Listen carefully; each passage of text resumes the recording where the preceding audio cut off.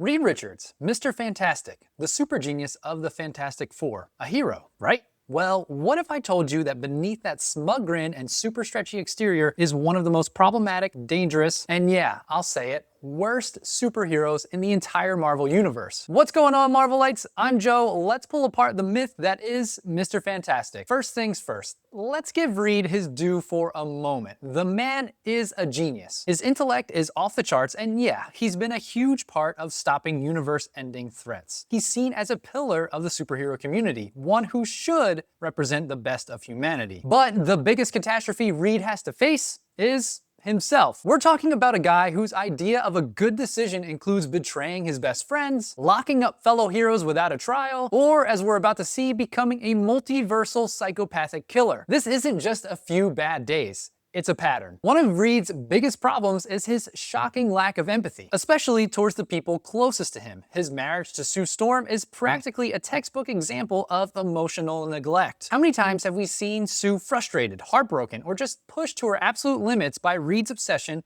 with his work and his flat-out inability to connect on an emotional level? He's not just the typical trope of an absent-minded professor, he's often just plain absent. And there are so many examples of him lacking empathy. He's hidden life-altering secrets from his entire team. He's also manipulated them for what he decides is for the greater good. I mean, there is that one notorious time where he sent his children, Franklin and Valeria, along with many other people, a year into the future to escape an alien invasion. This caused huge grief for Sue, Ben, Alicia, and so many others who felt he just made this massive decision without even thinking about their feelings. Sure, it's shown later that Reed did feel pain over this decision, but his default mode is cold calculation, making everyone around him feel like an afterthought. This isn't just about being a bad husband or a distant father, though he has his moments where he qualifies for those names. It's about his inability to consistently put the emotional well-being of others first, even those he supposedly loves most. His logic often dictates that the needs of the many, as defined by him of course, outweigh the needs of the few or one,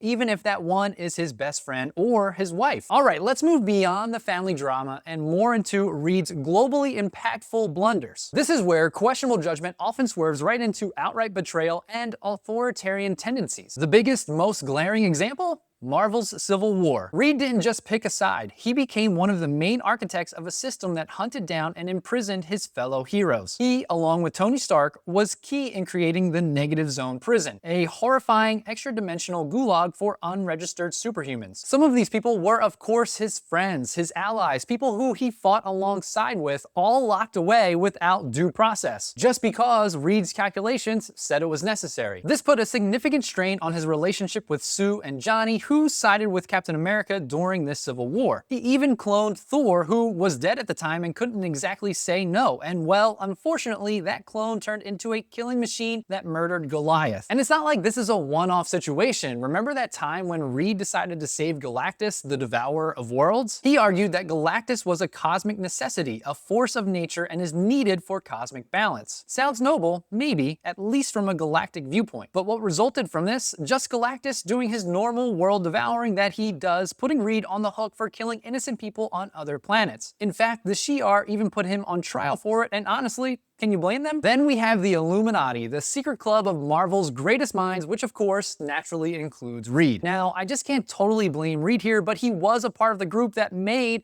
universe-altering decisions in secret without any accountability. They decided to shoot the Hulk into space after banishing him from Earth and killing Hulk's pregnant wife, which, surprise, surprise, led to his very angry return in World War Hulk. Reed even tried to use the Infinity Gauntlet, almost getting totally corrupted by its power before the other Illuminati members managed to stop him. Time and time again, Reed truly believes his intellect gives him the right to make choices for literally everyone. Consequences be damned. Now, if you thought one Reed Richards with a god complex was bad, just imagine a whole council of them. Oh yeah, that's a real thing. It's called the Interdimensional Council of Reeds, a group made up of Reed Richards from all different realities within the multiverse. And their big goal?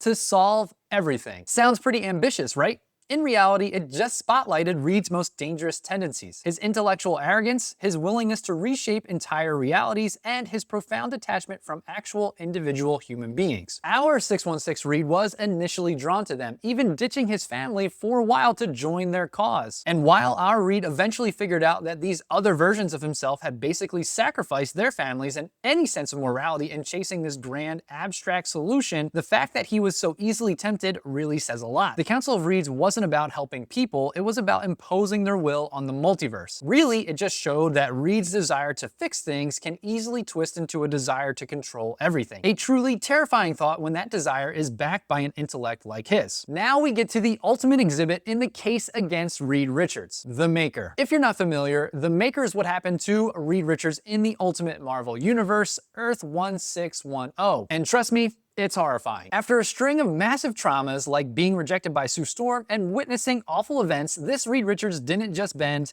he completely shattered into a million psychopathic pieces. He faked his own death by blowing up his family home. Then he set off on a mission to create a perfect world, but his methods were pure terror and mass destruction. The Maker's list of atrocities is long and seriously sickening. He killed his own family in his original universe. He wiped out the entire Asgardian race. He's responsible for destroying dozens of universes. He psychologically tortured other versions of himself. He even lobotomized Tony Stark to get an Infinity Stone. This isn't some misguided hero. This is what happens when Reed's arrogance is unleashed without limits. The Maker is what happens when Reed Richards' belief that he knows best is taken to its absolute most monstrous extreme. He sees himself as the only one capable of imposing order, and any life, any world is totally expendable if it serves that vision. But wait, you might be thinking that's the Ultimate Universe. That's not our Reed Richards. And you're right, Earth 616 Reed hasn't gone full Maker. Yet. But aren't the seeds there? That cold utilitarian logic? The belief that his smarts put his decisions above morality? The willingness to make devastating choices for the greater good, even if that means betraying the people he loves? Or condemning countless innocents? Think about it. The guy who built the Negative Zone prison, who cloned his dead friend, who saved Galactus, who helped form the Illuminati. Is he really so far removed from a mindset that could, under the right or wrong pressures, lead to becoming the Maker? Captain America himself has said he'll never fully trust Reed because Reed follows his calculations instead of a moral compass, a stark contrast to Cap's own way of doing things. The line between Earth 616 Reed and the Maker is pretty darn thin and a lot more terrifying and closer than we'd like to admit. If you want to see more of how terrible Reed is, make sure you check this video out. If you like this video and you want to see more like it, make sure you hit that like and subscribe down below, hit that bell so you never miss another video,